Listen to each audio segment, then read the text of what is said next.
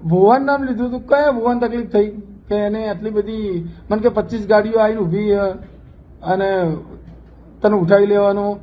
એટલે ક્ષત્રિય સમાજને કહું કે આ જ વ્યવસ્થા આપણી.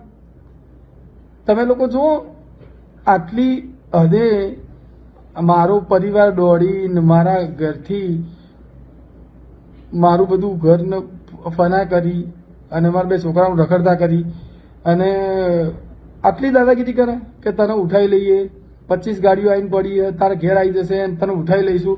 એટલે પણ શું મેં શું ખરાબ કર્યું? મારા છોકરાઓનો શું ગુનો? આટલી બધી દાદાગીરી કરી જાય તો ક્ષત્રિય સમાજ કે ગયો? જુઓ તમે, જો એ લોકોની દાદાગીરી જુઓ. મને કે 25 ગાડીઓ તારા ઘર આગળ આવીને ઊભી કરી દઉં અને તને ઉઠાવી લેવાનો.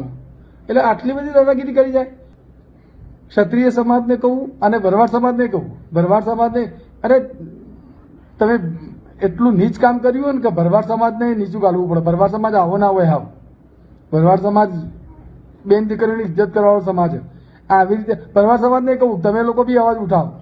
આવી રીતે આ નીચ નાલાયક નરાધમો પોતાની મરજી ફાવે એમ કરે અને તમે લોકો જોઈ રહો.